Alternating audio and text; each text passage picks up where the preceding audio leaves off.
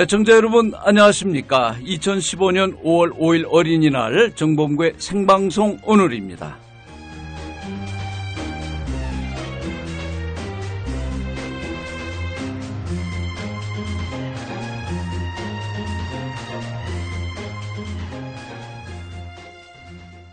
날아라 새들아 푸른 하늘을, 달려라 냇물아 푸른 벌판을, 5월은 푸르구나 우리들은 잘한다. 오늘은 어린이날 우리들 세상. 네, 여러분들 잘 아시는 어린이날 노래 가사입니다. 어린이날 오늘 꽤 화창한 날씨 보여주고 있는데요.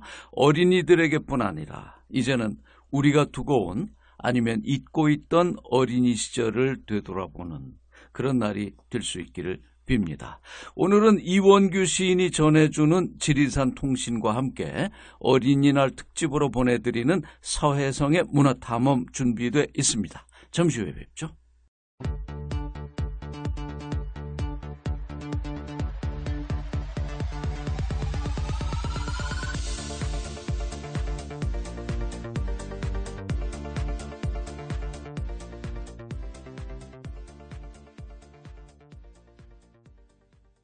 겁나게와 잉사이 이원규. 전라도 구례 땅에는 비나 눈이 와도 꼭 겁나게와 잉사이로 온다. 가령 섬진강변의 마고실이나 영두리의 뒷집 할머니는 날씨가 조금만 추워도 겁나게 추워불고마잉. 어쩌다 리어카를 살짝만 밀어줘도 겁나게 욕박소잉. 강아지가 짖어도 그놈의 새끼 겁나게 사납소잉. 쪽간 씨알이 며칠 이야기를 하시오. 지난 봄 잠시 다툰 일을 얘기하면서도 형님 그러고 본게 겁나게 세월이 흘렀구마잉.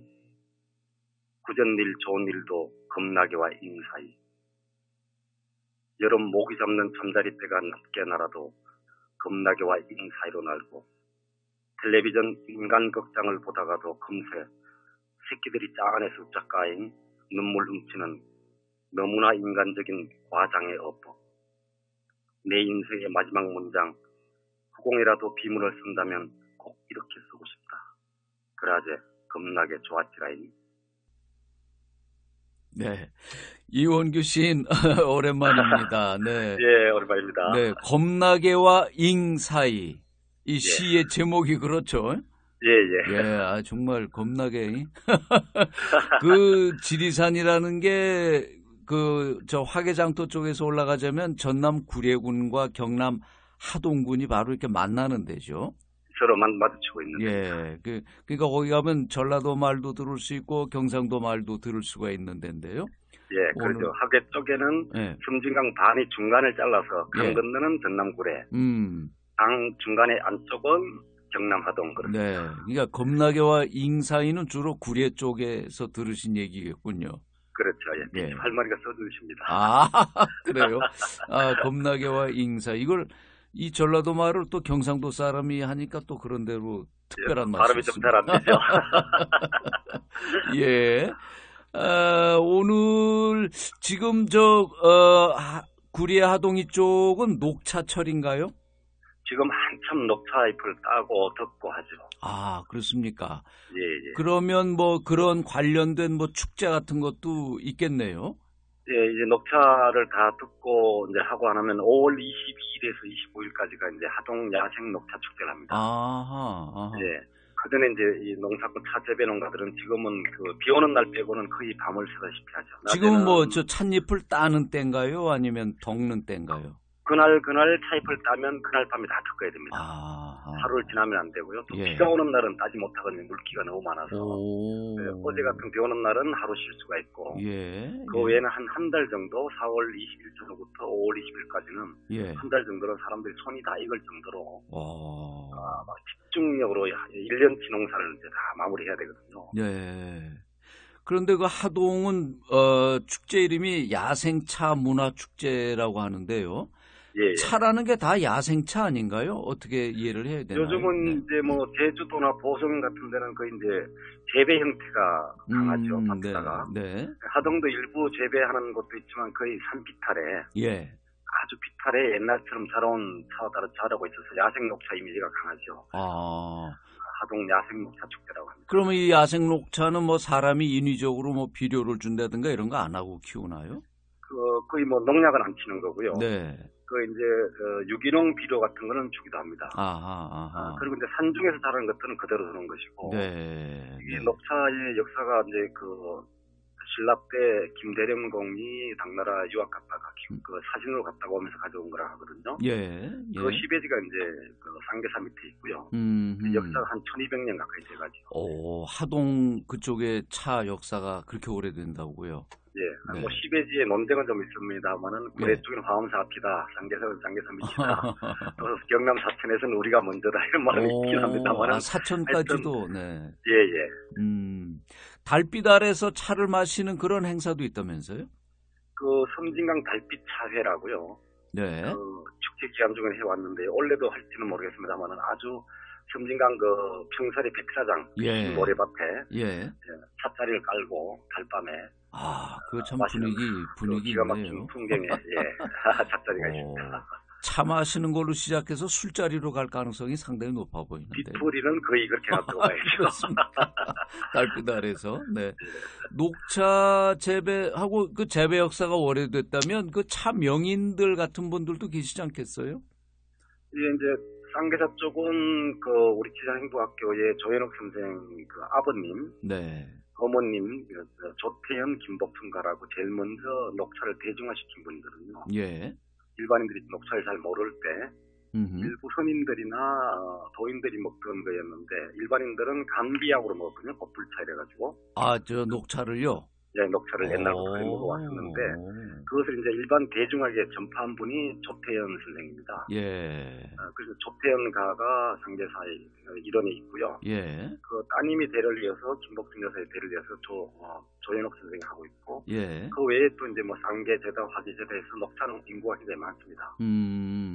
많은데 이제 문제는 요즘 이제 커피 대세에 밀려가지고요. 그렇죠. 8년째 고전을 면치 못하고 있습니다. 근데 그 녹차도 보면 말이죠. 예. 그게 뭐 등급이 꽤 여러 종류가 있는 것 같아요. 일단 특금차 중에 녹차가 이제 4월 20일 고구전에 따면 우전차고. 그게 고구전이라고 해서 우전이군요. 우전차라는 게. 네. 잎이 이제 착설차로 해서 참새의 혀처럼 아주 가늘 때. 예. 그걸 우전차고 그 시기가 조금 지나면 좀 세작, 좀 가는 작설차. 지금은 이제 세작에서 중작으로 가려고 하거든요. 네. 좀 더 커지면 중작, 더 커지면 대작 그렇게 구분합니다. 그러면 이게 우전차가 제일 등급이 높은 건가요? 여린 게? 아주 어린 잎이니까 따기도 어렵고요. 네. 하루 종일 따도 한 사람이 얼마 못 따죠. 너무 가늘고 해서. 그러다 보니 당연히 좀 비쌀 수밖에 없고요. 예. 요즘은 이제 이 득금차 말고 좀 대용차로 좀 발효를 시켜서 발효차 같은 인기가 많습니다. 가격은 조금 더 싸고요. 그러니까 이게 덕는다는 것과 발효시킨다는 거는 만드는 방식이 어떻게 다른 거죠? 처음에 보통 덕금차는 그날 따면은 바로 300도의 가마솥에서 2번, 3번, 심하게는 9번까지 덕는다고 하거든요. 덕어서 말리고 비비고 이렇게 해서 완성을 하는 거고요. 발효차는 이 덕어놓은 차를 다시 반발효시키면 반발효차. 그러니까 발효시킨다는 거 끓여서 발효를 시키는 건가요? 덕어놓은 차를 뜨고 나름몇 같은 데 놔두면 자연 숙성 발효가 되죠. 황토방 같은 데다가 한지 묶어서 이렇게 놔두면 더 끓이면 거름더미가 태비가 되듯이 자체 열이 발생하거든요.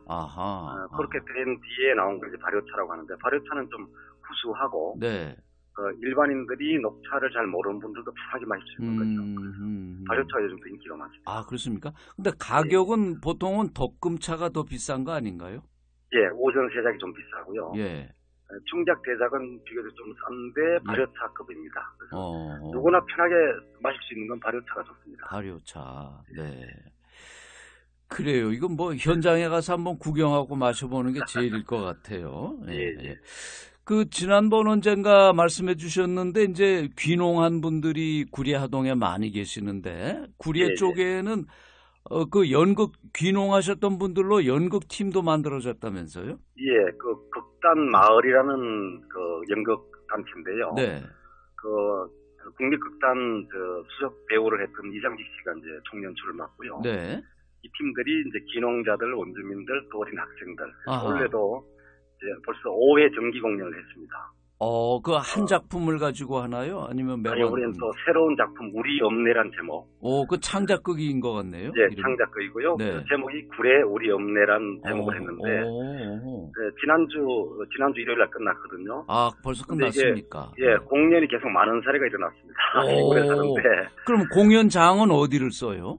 그 하동 구례 문화예술회관 이제 개관을 했는데요. 했는데 150석 정도 되거든요. 네. 근데 마지막 날 저도 가봤는데 153명이 들어와가지고. 그 마을 분들이 그렇게 오시는 건가요? 네, 주변 수도고 여행자들도 좀 오고 해서 그 한편 연극 한 편 보는데 10,000원인데요. 예. 하여튼 만석이 됐고. 야, 그 지방도시에서 10,000원 주고 연극 보는 거 쉽지 않을 것 같은데요.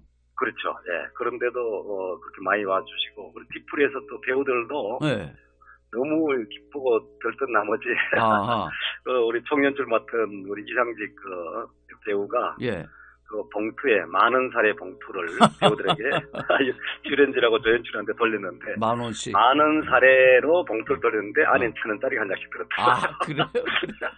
아니 근데 그 지방도시의 이제 문화 이런 혜택을 누리기 어렵다는 비판도 있지만 또 이런 공연 같은 걸 해도 많이 와보질 않아서 안 되는 악순환도 있잖아요. 그런데 이게 자기 동네 얘기라서 이렇게 많은 분들이 오셨을까요? 그렇죠. 일단 더 친근한 얘기고 또 내가 잘 아는 사람이 무대에서 또 배우로 나온다는 것도 신기하고요. 그리고 또 공식 서울 대학로 이런 배우가 아닌데도 몇 년 하다 보니까 정말 연기력들도 삶에 그대로 묻어나서요. 아주 리얼리티가 그대로 살아있고요. 그러니까 이제 본인이 연극 배우이면서 또 마을 주민이면서 이런 것들이 참으로 보기 좋은 일이고요. 아주 그러나 뒤풀이도 화기애애했습니다. 이런 문화예술 형태는 다른 지역에서도 한번 이렇게 실험해보면 좋을 것 같네요. 그렇죠. 한두 명은 훈련받은 전문가가 좀 지도를 해줘야 되겠지만 사실은 나이 많으신 분들 얘기 들어보면 내 얘기를 풀어내려면 소설로 몇 권도 모자라 이렇게 얘기들 하시는데 이분들이 직접 이제 연기까지 할 줄 안다면 재미있을 것 같아요. 그리고 삶이 훨씬 더 풍족해진 것 같고 아주 행복한 표정이 절로 나옵니다. 그럼 순회 공연 같은 건 계획 안 하시나요? 일단 아주 자존심 있게 우리 읍내를 보려면 구례로 오세요. 이런 그리고 돈을 무료 공연이 아닙니다. 아주 정확하게 하더라고요. 네, 유료 공연. 아니 제가 그 전에 청도에서 그 철가방극장 운영하시는 전유성 씨 보러 그 청도에 갔는데 그 극장이 되게 외진데 있더라고요. 그런데 막상 저도 공연을 구경하러 문 열고 들어갔더니 깜짝 놀랐어요. 물론 한 40-50석 정도의 소극장이지만 꽉 차가지고. 근데 매번 그 외지에서 그거 보러 오는 분들이 그렇게 많다고 그러더라고요. 예매율이 굉장히 높다고 하더라고요. 우리 구례 연극팀도 한번 그런 거 꿈꿔보셔도 괜찮을 것 같네요. 네, 오늘 지리산 소식 또 다른 거 전해주실 말씀 없으신가요? 오늘은 다른 건 없고요. 제 야생화를 가르쳐준 선배신 김인호 시인하고 마을 주민 몇몇이서 밤에 남해 대교 아래에 산낙지를 잡으러 갑니다. 여기까지만 듣겠습니다. 네, 머리 복잡한 분들 지리산으로 오시라고 초청하시는 얘기로 듣겠습니다. 오늘 말씀 고맙습니다. 네, 이원규 시인의 지리산 통신이었습니다.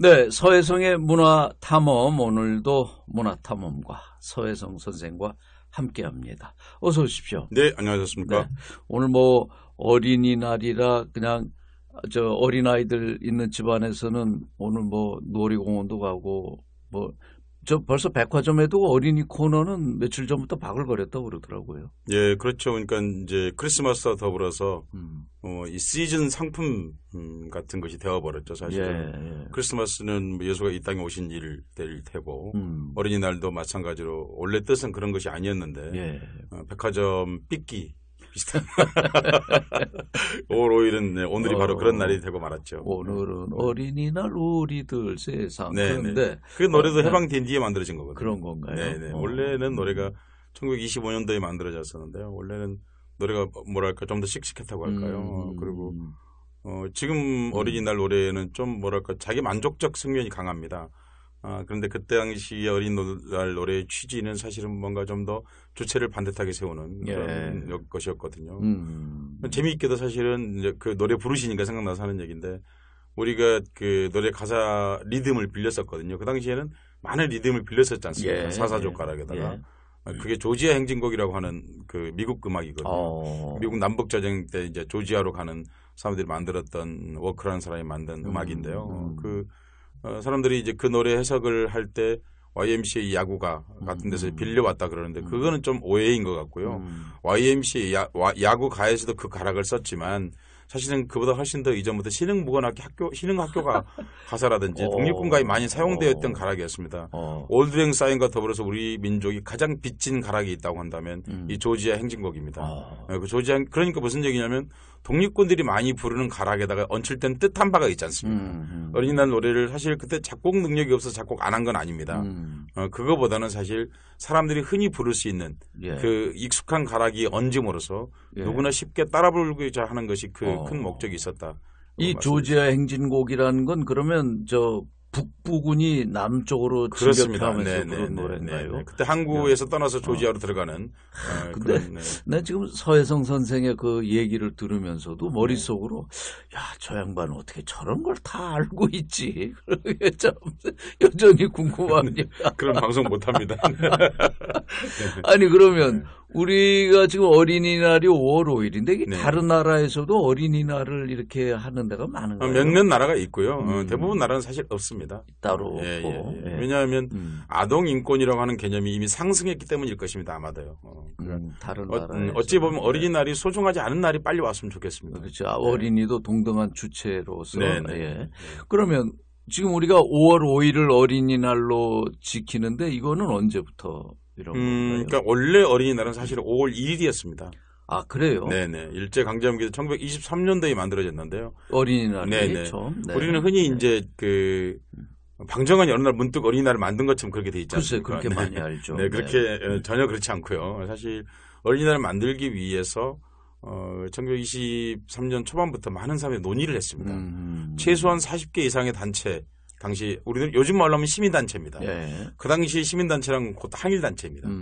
그 민족주의적 단체들이 모여서 야 우리 어린이들 축구 문제를 심각하게 논의해보자 하는 문제가 밀도 있게 논의되었습니다. 그러면서 그 당시 이제 그냥 연대기적으로 23년을 생각하시면 안 되겠습니다. 3.1운동 이후에 한국의 운동의 분화 과정에서 이제 그 당시 진보적인 운동의 이른바 막스주의죠. 그러니까 마르크스주의가 한국 중요한 영향을 그 당시에 행사하고 있었습니다. 뭐 다 아시는 일이지 않습니까?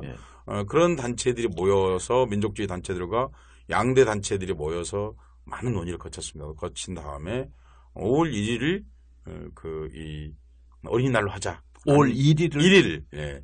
그 메이데이 아닙니까? 그렇습니다. 그래서 사실 이 별칭이 어린이날에 별칭이 있었습니다. 별칭이 소년 메이데이였습니다. 그러니까 애초부터 이것은 메이데이하고 뗄 수 없는 그런 운명을 가지고 출발했습니다. 그러다가 이제 일제가 이게 메이데이하고 같이 결합되니까 노동자들의 축하에 행렬돼 있고 또 소년들 축하 행렬 그러면 이게 두 개의 세대가 결합하는 것이지 않습니까?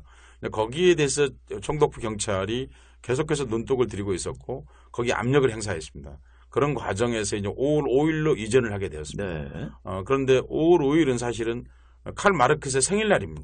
그러니까 이게 그냥 5월 5일로 간 것 같지는 않고요. 그런 모색 과정이 있었고 당시 이 방정환이라는 사람들도 소파 방정환. 소파라는 이름은 사실 일본에 있는 아동 문학가의 이름과 똑같은 것인데요. 일본식 이름이 있죠. 소파. 이름만 들어봐요. 그런데 그때 이제 소파 방정환도 상당 부분이 진보적인 경향에 상당히 경도되어 있었고요. 그리고 그런 과정에서 이제 5월 5일로 이전하게 되는. 근데 5월 5일이 마르크스의 생일이기도 한다는데 누가 이걸 그러면 의도적으로 이렇게 어린이날을 이날로 옮겼다는 그렇게 명백하게 기록이 나와 있지는 않습니다만 그중에 뺄 수 없는 사람 그러니까 우리는 제가 어린이날이 1923년도에 만들어진 줄 아는데 사실은 1922년도 5월 1일에 이미 천도교에서 천도교 소년의 날이라고 그래서 이미 기린 사람이 있었습니다. 아, 그래요? 네. 그 사람이 김기전이라는 사람입니다. 1922년 5월 1일에 이미 어린이날을 만들었다. 네네. 네. 그런데 그날은 이제 어린이날 이렇게 하지는 않았습니다만은 네.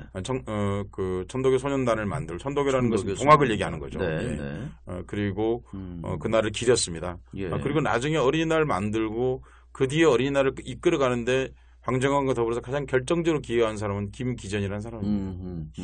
이 사람은 이제 평안북도 사람이고요.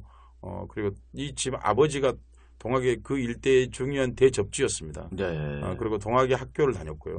나중에 이제 고학으로 보성 전문, 지금은 고려대학교를 나왔고 그런 사람인데요. 그러니까 방정환만 얘기한 건 참 곤란하다. 왜냐하면 이 어린이날을 만드는 과정에서 최소한 40여 개 이상 단체가 참가했고 그리고 그 역할 어쩌면 방정환보다 더 앞서서 그런 일을 하고자 했던 사람 중에 한 사람이 김기전이라고 하는 사람도 있었다는 것을 같이 기억했으면 좋겠습니다. 이 말씀을 드리는 이유는 뭐냐면 김기전이 우리 역사에서 사라져 버렸습니다. 네. 그 이유는 1946년도 이분이 올북을 했습니다. 그러니까 지금 간첩으로 북한에 간 거하고 다르거든요. 혹은 남한으로 내린 거하고 다른 문제입니다. 당시에는 아직 완전하게 분단이 고착화된 상황은 그렇죠. 아니었고 예. 어떻게 해서든지 통일을 좀 모색해보자 그런 뜻을 가진 사람들이 남과 북을 오고 가게 되었는데 그런 과정에서 이제 북한에 남게 되었고 이 사람의 역할은 소멸해버리고 말았습니다. 이 부분의 역할이 남아있게 되면 그렇지 않습니까? 분단이라는 게 올북자는 사람은 아니지 않습니까? 그러니까 분단이 그렇게 만들었기 때문에 김기전이 소멸했다는 점이고요. 또 하나 꼭 정말 말씀드리고 싶은 것은 어린이날이나 이런 날들은 한 개인의 노력으로 절대 만들어지지 않는다. 네. 사실은 거대한 그 당시에 민족주의적 혹은 진보적 거대한 한국 사회의 한 흐름 중에서 이런 일이 만들어졌다는 말씀을 꼭 드리고 싶습니다. 오늘 우리가 가령 여기서 뭐 이주민의 날 예. 혹은 뭐 이런 날을 만든다고 그래서 갑자기 정 박사님 저하고 둘이 만들면 만들어지겠습니까? 안 만들어지지 않습니까? 많은 시민사회에 동의가 있어야 하고 그러니까 어린이날이 생기기 전부터 많은 사람들이 회의를 했다는 그런 기록이 남아 있고요. 그전에 연설도 많이 있었습니다. 예. 대표적인 연설에 나와 있는 지금은 뭐 대부분 사람이 기억을 못 하겠습니다만은 유성준이라는 분이 어린이날을 앞두고 했던 강연 1923년 4월 28일 날 했던 강연인데요. 그전에 이제 강연 제목이 이겁니다. 사회 개조의 근원. 이게 어린이날을 말하는 거 이게는 좀 세지 않습니까? 예. 사회 개조의 근원이라는 강연에서 무엇보다 사회를 개조하려면 먼저 어린이의 문제를 해결해야 한다. 이런 말이 나오고 있거든요. 그리고 5월 1일 그날 당일입니다. 그날 당일이 이제 그 이른바 연애회, 요즘 말로 하면 그러니까 문화행사겠죠. 연애회는 어린이를 대상으로 했고요.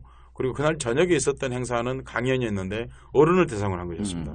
그날 저녁에 있었던 강연, 최원순이라는 분이 했던 강연 제목은 어린이날과 민족해방. 그러니까 우리가 생각하는 것처럼 그냥 어린이날이 그냥 애들한테 과자 사주고 이런 날이 전혀 아니었다는 말씀을 드립니다. 그러니까 오늘날 과자 사주고 선물 사주는 개념은 일종의 시장에 포섭된 행위를 부모가 대신하고 있는 것이거든요. 사실은요. 네. 그리고 어린이들을 보호 대상으로 간주하는 태도에서 사실 비롯됐다 이렇게 말씀드릴 수 있습니다. 원래 어린이는 실천과 운동의 주체로서 이 역사에서 호명당하고 있다. 호명되고 있다는 말씀을 드리고 싶고 우리 어린이날의 참뜻은 원래 거기 있었다. 좀 숨이 너무 차요. 우리 좀 네네. 중간중간 정리를 하면서 좀 가봅시다. 우리가 오늘 이제 5월 5일을 어린이날로 정해서 쓰는데 대부분의 사람들은 이게 어린이날을 이제 소파 방정환이 이제 만들었다. 그리고 애초부터 5월 5일이 어린이였다. 뭐 이렇게 사람들이 그냥 막연하게 생각을 해왔는데 그 근원을 짚어주셨고 그 주요한 인물 중에 하나는 동학 천도교 운동에 매진했던 김기전이라는 분이 이미 1922년 5월에 이런 천도교 소년단 운동을 했다. 이걸 좀 하나 짚어주셨어요. 자, 어린이날의 연원에 대해서 우선 짚어주셨고 그다음에 우리가 어린이라는 말도 사실 이게 언제부터 쓰게 됐는가도 궁금해요. 과거에는 우리가 뭐 소년 이런 말은 썼던 것 같은데. 그러니까 기록에 보면 이미 17세기부터 어린이라는 말은 쓰고 있었습니다. 아, 그래요? 이미 17세기에? 안 쓸 이유가 사실 없지 않습니까? 무슨 대단한 말이 아니거든요. 어른, 어린아이. 어린, 이라는 말은 우리 말에서 전미사로 사람을 나타내는 말이기 때문에요.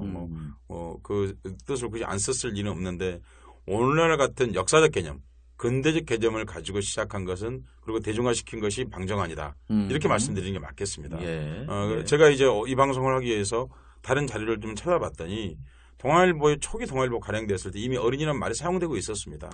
그러니까 일부이긴 하나 어린이라는 말을 쓰고 있었던 것만큼은 틀림없습니다. 네. 그러나 오늘날 같은 이렇게 어린이날 혹은 어린이라는 개념을 포괄적으로 대중적으로 쓰게 된 것은 방정환의 역할이 컸다 이렇게 말씀드릴 수 있겠고요. 그리고 방정환이 이제 그렇게 시도 쓴 적이 있었거든요. 어린이라는 말로요. 그런데 재미있는 것은 1923년도 5월 1일 날 어린이날을 제정할 때 방정환은 당시에 일본에 있었습니다. 그리고 일본에 있으면서 일본 유학생이었습니다. 당시에. 그 말은 무슨 얘기냐면 23년도 5월 1일 날 어린이날을 맞을 때 방정환이 직접적으로 무엇을 하지는 않았다는 말씀을 드리는 것이고요. 네. 그날 똑같은 날 일본 동경 유학생들이 나서서 만든 단체가 색동회의입니다. 한국에서 만든 게 아니고 도쿄에서 이제 그걸 만들었습니다. 네.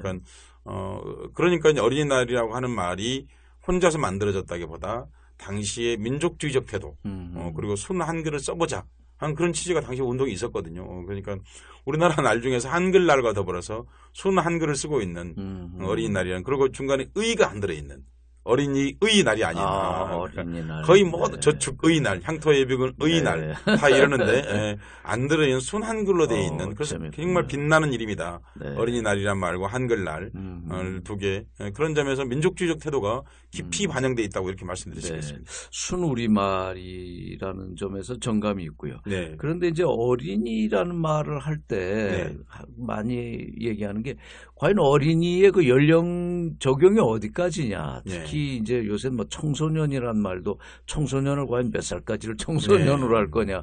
또 성인의 법적 기준도 이제 세월에 따라서 달라지고 하는데요. 그러니까 요새 뭐 중학생 정도 된 아이들한테만 중학생만 돼도 야 어린이날이라 뭐 줄까 하면 애들이 되게 어색해하고 그러는데 이 어린이의 그 범주를 어디까지로 둬야 되는 건지. 이런 말씀을 드리고 싶습니다. 자본주의가 발전하면 세대가 더 분화됩니다. 그래서 간단하게 말하면 옷으로 구분할 수 있습니다. 과거에는 그냥 애하고 어른만 있었습니다. 그리고 옷도 두 가지밖에 없었죠. 애옷 어른. 예. 그렇죠. 그런데 왜냐하면 아이가 좀 크면 바로 어른이었거든요. 성인 노동력을 기준으로 했기 때문입니다. 그런데 점점 이제 자본주의가 분화되면 학력이 나뉘게 되고 뭐 기타 등 여러 가지 이유로 인해서 세대가 분화됩니다.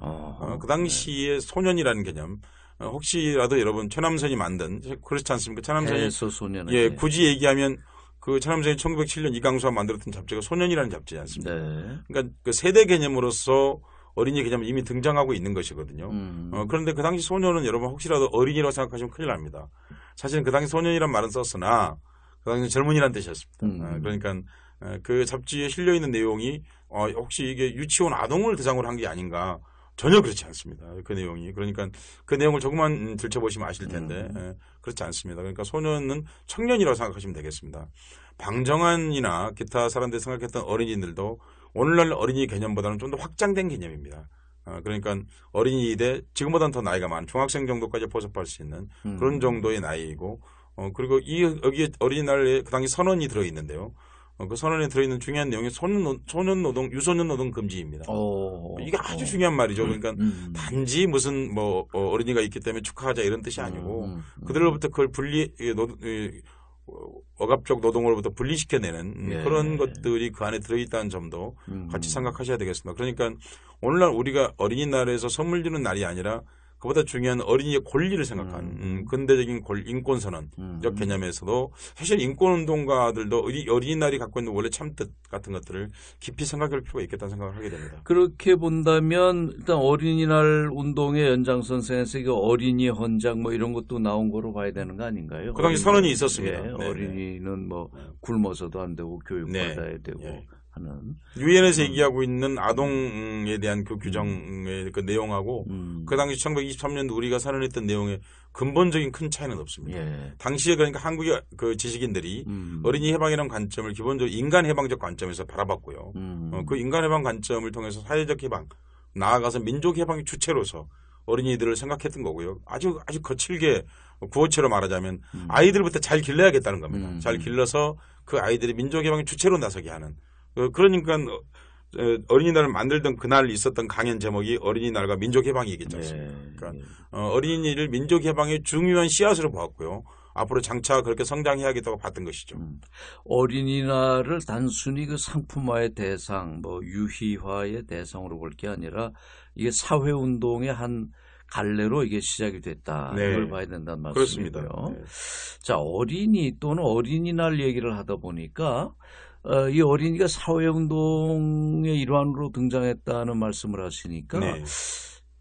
이런 생각도 들어요. 우리가 무심코 보아왔던 동화도 다시 한번 좀 해석해 봐야 되는 게 아닌가. 왜 동화라는 게 나타났고 네. 이게 어린이 운동과 어떤 관계가 있을 텐데요. 네네. 선생님 독일에서 마부르크 대학 나오셨죠? 네, 그림 형제가 다니던데. 아, 그렇죠. 네. 네. 학교가 생긴 건 굉장히 오래되지 않습니까? 오래됐습니다. 네네. 한 500년. 네네. 그러니까 신학교에서 시작해서 오래된 그렇습니다. 대학인데 네. 그때 혹시 그림 형제 얘기를 들으셨습니까? 학교 다니실 때? 저희가 학교 다닐 때 이제 그림 형제가 고 마부르크 근처 출신이고 거기서 공부를 했다는 얘기는 우리도 이제 네, 들었죠. 예. 네. 그 두 형제가 다 거기에서 공부를 하고 선생을 하고 그랬는데요. 네.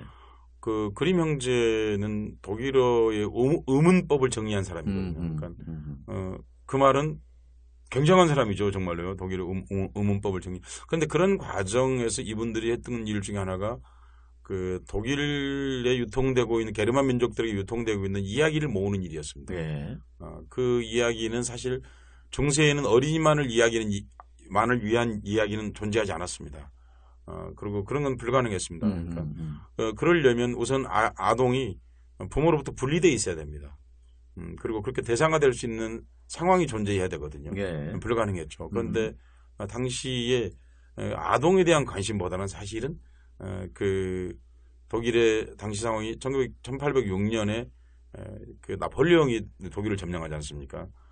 그런 과정에서 프리드리히 빌헬름 대왕이 이제 독일이 이렇게 망해서는 안 되겠구나 해서 생각한 게 그 훔볼트 대학을 만듭니다. 네. 1810년에 만들었는데요.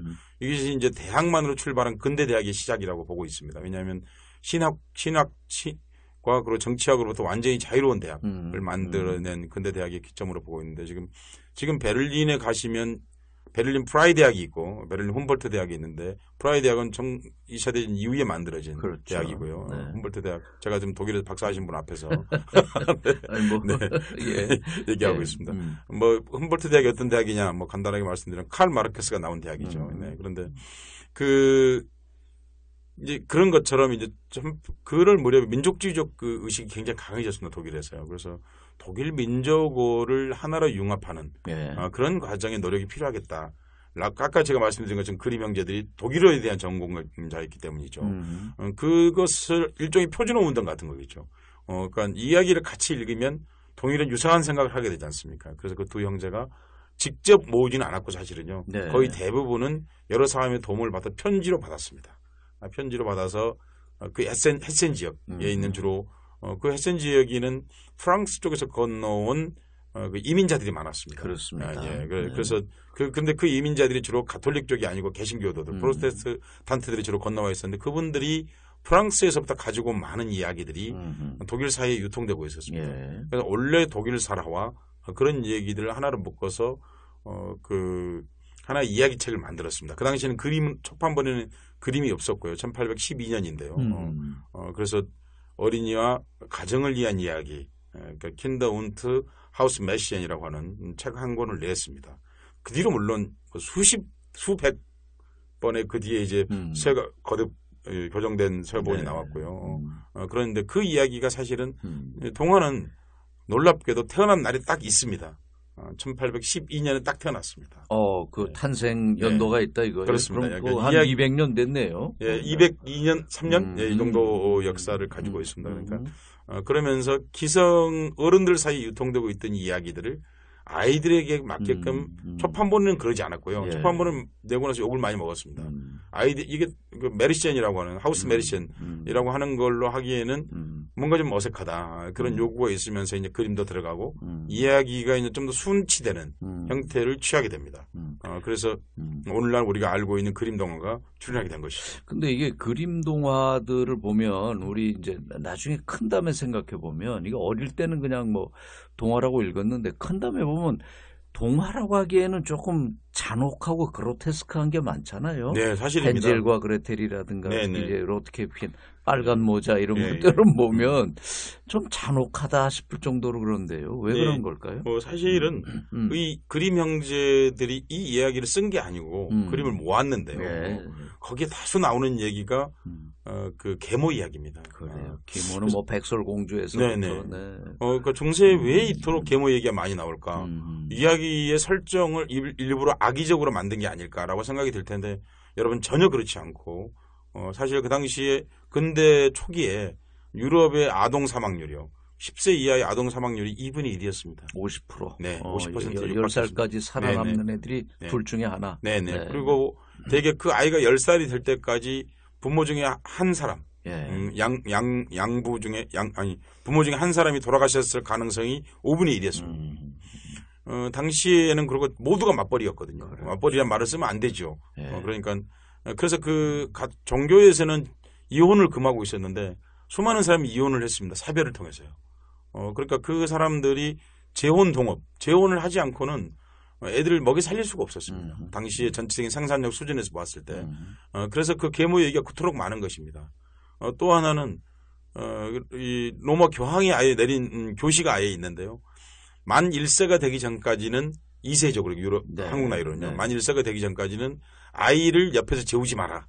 그건 왜 그런 거죠? 왜냐하면 이상하게도 아이들이 태어나면 1살 이내에 죽었는데 병이 아니고 부모가 잠자다 깔려 죽었다. 일단 이런 게 많이 이제 신고가 되는 겁니다. 왜 이게 신고가 되냐면요. 당시에 유럽은 그 아이가 태어나면 우리처럼 동사무소에 가 신고하는 게 아니고 주로 유아 세례를 통해서 이제 성당이 곧 주민등록을 관리하는 것이죠. 우리말로 하면요. 네. 그런데 하는데 태어난 아이가 성당에 이제 안 나오는 거죠. 이유를 들어보니 부모에게 깔려 죽었다는 겁니다. 그런데 겉으로는 그렇고요. 실제로는 많은 영유아들을 부모가 폐기했습니다. 굉장히 불행한 얘기인데요.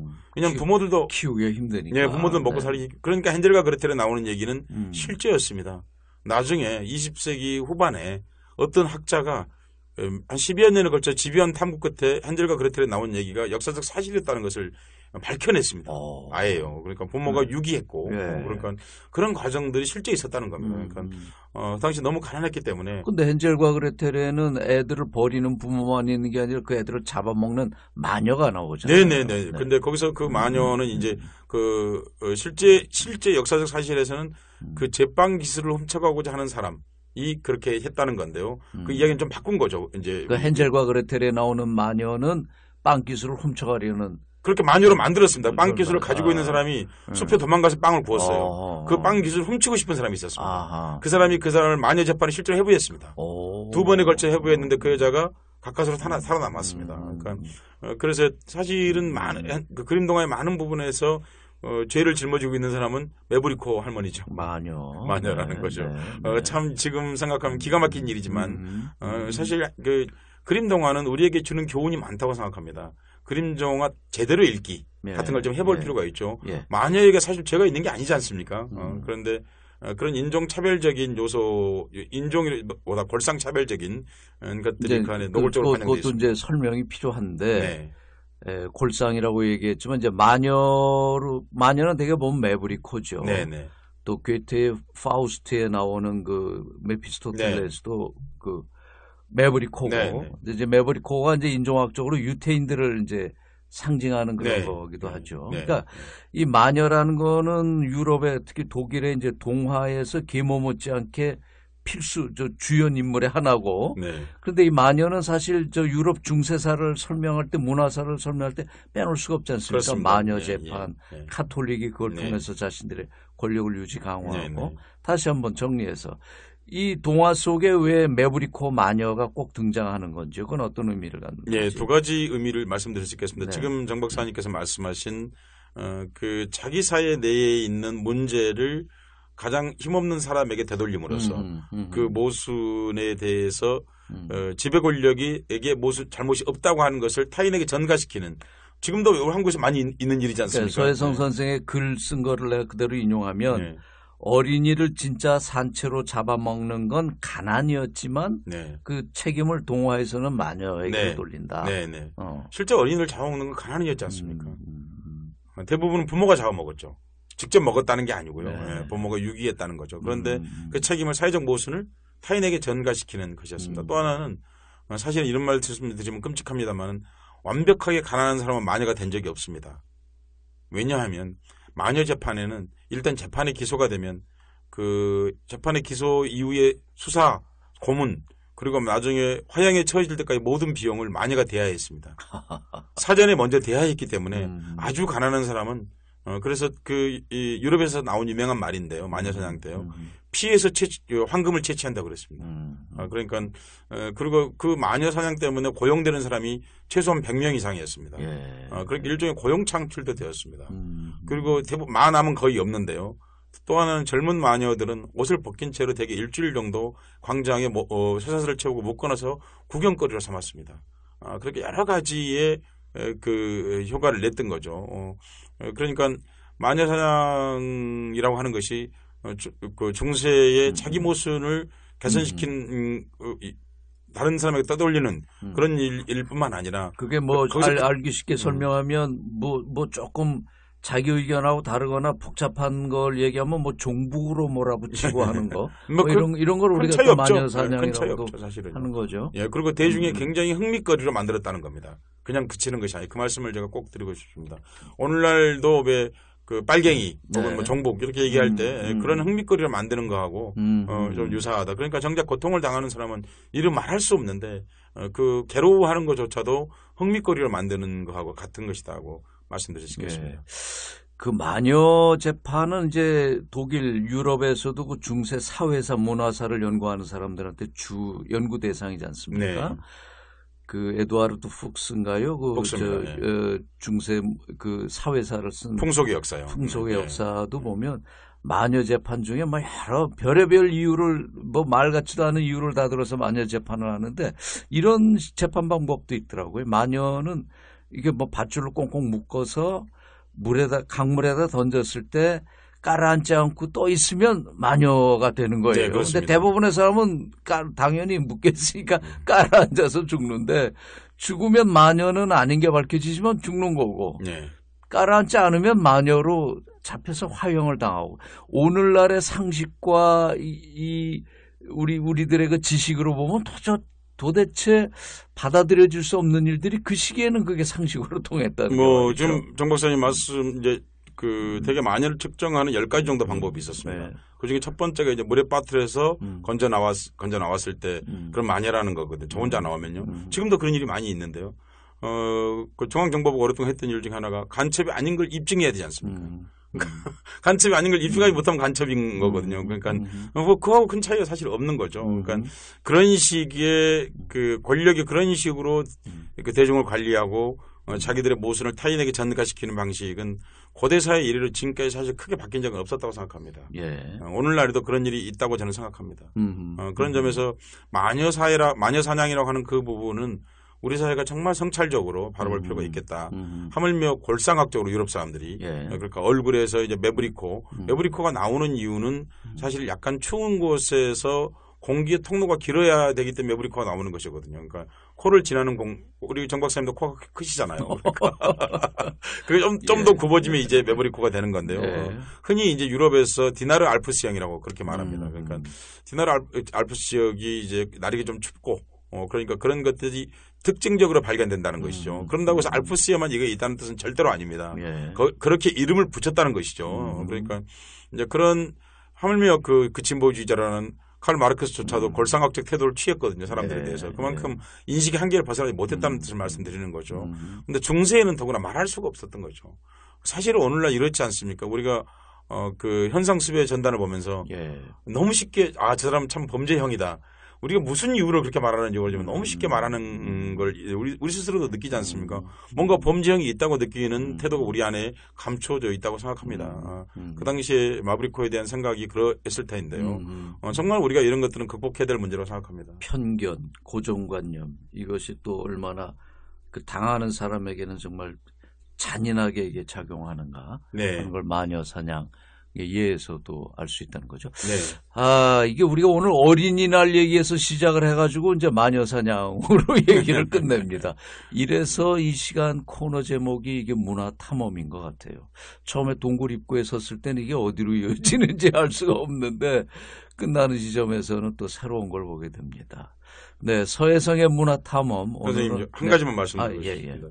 그 일제 강점기 때 어린이 운동을 처음 할 때 1923년도에 43개 어린이 단체가 있었습니다. 예. 그런데 고작 2년 지난 뒤에 127개 어린이 단체가 생겼습니다. 오호, 예. 여러분 어린이날이라고 하는 이 단체들이 다 나서 어린이날 행사를 같이 했습니다.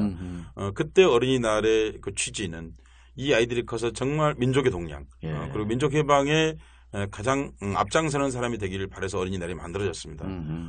어린이날의 참된 취지를 이 방송을 들으시는 분들이 한 번 좀 생각해 주셨으면 좋겠습니다. 다시 한번 어린이날의 참된 취지는 뭐였다고요? 예, 그러니까 1922년보다 몇십 배가 늘어난 어린이 단체는 왜 생겼겠습니까? 예. 그 어린이들이 자라서 민족 해방의 중요한 동량이 되기를 당시 어른들이 바라고 당시 민족 지도자들이 바라고 이 어린이날을 만들었습니다. 그 어린이날의 취지를 우리는 잊어버렸습니다. 오늘 우리 어린이들은 상품을 받는 날이 되었는데요. 원래 어린이날의 취지를 깊이 있게 한번 성찰해보는 2015년의 어린이날이 되었으면 좋겠습니다. 성숙한 책임 있는 시민으로 우리 아이들을 키워내는 이런 걸 한번 생각해보는 어린이날이 되었으면 좋겠다. 네. 서혜성의 문화탐험 여기까지입니다. 고맙습니다. 고맙습니다. 네, 책 읽어주는 라디오 이번 주는 재난을 문학작품에서 어떻게 묘사하고 있는지 여러분과 함께 알아보고 있는데요. 오늘은 알베르 까뮈의 페스트를 중심으로 이찬규 교수가 읽어드립니다.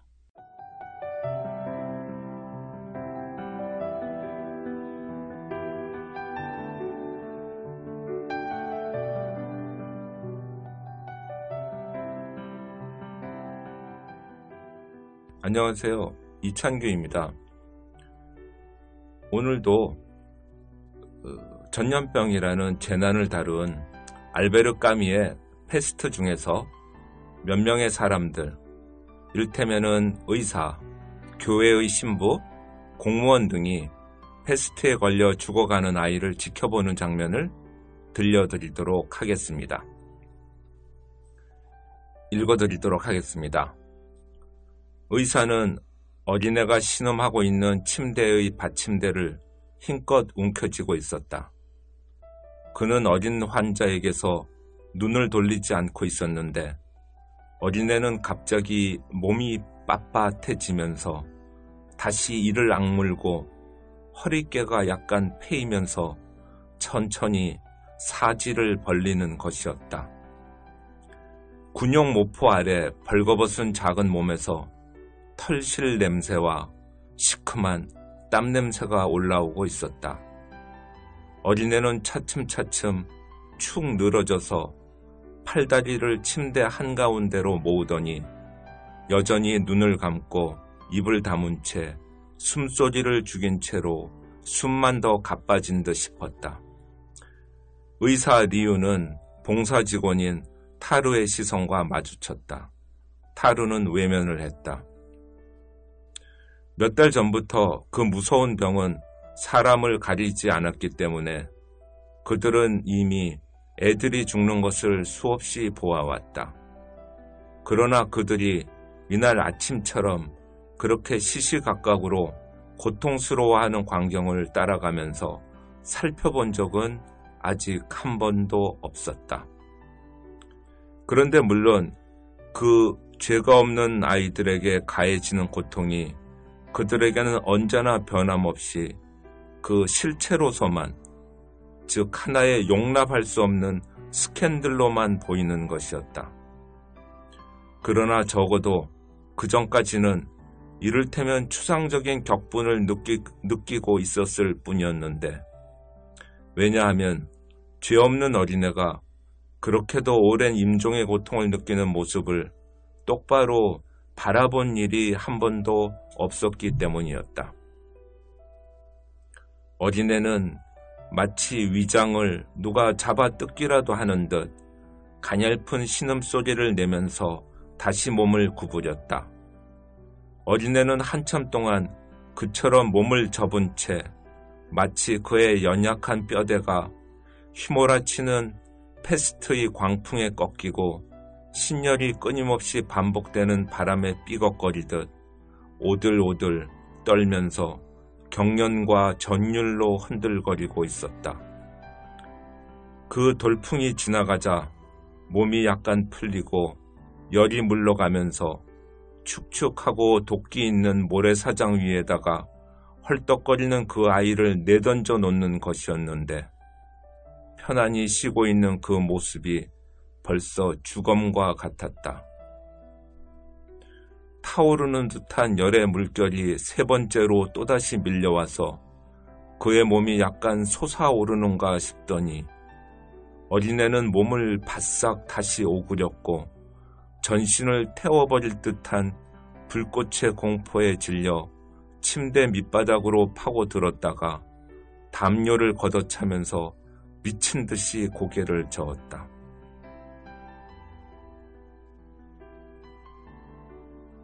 불타오르는 뜨거워진 눈꺼풀 밑에서 솟아나오는 굵은 눈물이 낯빛깔이 된 아이의 얼굴 위로 흘러내리기 시작했고 그 발작이 끝나자 기진맥진해진 아이는 뼈가 드러나 보이는 두 다리와 48시간 동안 살이 완전히 다 녹아버린 듯한 두 팔에 경련을 일으키면서 황폐해진 침대 위에서 십자가에 못 박힌 듯한 괴상한 자세를 취하는 것이었다.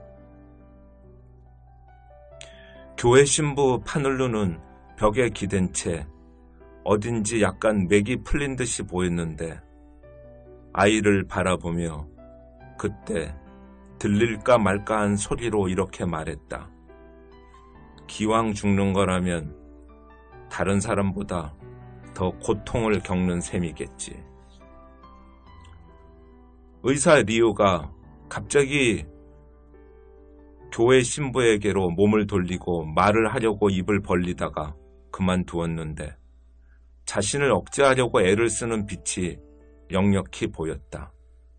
그러고는 다시 시선을 어린애에게로 돌렸다. 햇빛이 방 안으로 가득 흘러들어왔다. 다른 5개의 침대 위에서는 여러 형체들이 꿈틀거리며 신음하고 있었다. 그러나 다 같이 약속이라도 한 듯이 나직한 신음소리들이었다. 방의 저 끝에서 고함을 치고 있는 단 한 사람의 환자만이 규칙적인 간격을 두고 고통이라기보다는 차라리 놀라움을 나타내는 듯한 짧은 탄성을 내지르고 있었다. 마치 환자들 자신에게까지도 그것은 초기의 공포가 아닌 것처럼 보였다. 심지어 이제는 병에 대한 그들의 태도에서는 일종의 동의 같은 것이 엿보였다. 단지 어린애만이 온 힘을 다해서 발버둥 치고 있었다. 의사 리우는 가끔 가다가 딱히 그럴 필요성이 있어서라기보다는 오히려 현재 자기의 무력한 부동 상태에서 벗어나기 위해서 어린애의 맥을 짚어보곤 했는데 눈을 감으면 그 요란한 맥박이 자기 자신의 동료와 뒤섞이는 것을 느꼈다. 그때 그는 고통받는 어린애와 한 몸이 된 것을 느꼈으며 아직 몸이 성한 자신의 모든 힘을 다해서 그 애를 지탱해 주려고 애쓰는 것이었다. 하지만 순간적으로 일치되었다가도 두 사람의 심장의 고동은 다시 엇갈리게 되어 어린애는 그만 그에게서 빠져나가는 것이었고 그러면 그는 그 가느다란 손목을 놓고 자기 자리로 돌아오곤 하는 것이었다. 어린애는 여전히 눈을 감은 채 약간 진정된 것 같았다. 마치 짐승의 발톱처럼 되어버린 두 손이 침대 가장자리를 살며시 극적거리고 있었다. 그 손이 다시 올라가서 무릎 근처의 담요를 긁어대었고 갑자기 어린애는 두 다리를 꺾더니 넓적다리를 배 근처에 갖다 대고는 움직이지 않았다. 아이는 이때 처음으로 눈을 뜨고 앞에 있는 의사 리우를 보았다. 이제는 잿빛에 찰흙처럼 굳어버리고만 그 얼굴의 움푹한 곳에서 입이 멀거니 벌어졌다. 그러더니 곧 한마디의 비명, 호흡에 따른 억양조차 거의 없이 갑자기 단조로운 불력 화음의 항의로 방안을 가득 채우는 인간의 것이라기에는 너무나도 이상한, 마치 모든 인간들에게서 한꺼번에 솟구쳐 나오는 것만 같은 비명이 아이의 목구멍에서 터져 나왔다. 의사 리우는 이를 악물었고 직원인 타루는 고개를 돌렸다.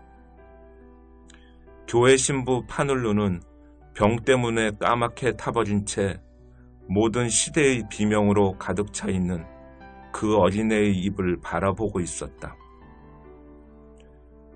다시 한번 읽겠습니다. 교회 신부 파눌루는 병 때문에 까맣게 타버린 채 모든 시대의 비명으로 가득 차 있는 그 어린애의 입을 바라보고 있었다. 그러고는 그가 슬며시 무릎을 꿇더니 나직하게, 그러나 그치지 않고 들리는 그 이름 모를 신음소리들 틈에서도 똑똑히 알아들을 수 있는 목소리로 다음과 같이 말하는 것을 아무도 부자연스럽게 생각하지 않았다. 하느님이시여, 제발 이 어린애를 구해주소서. 하느님이시여, 제발 이 어린애를 구해주소서. 오늘은 이 부분에서 마치도록 하겠습니다.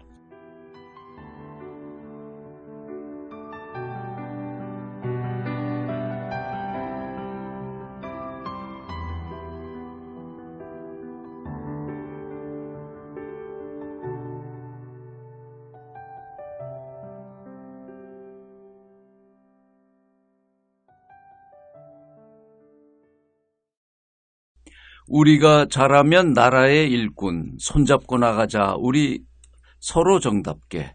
5월은 푸르구나 우리들은 잘한다. 오늘은 어린이날 우리들 세상. 네, 어린이날 노래 2절 가사입니다.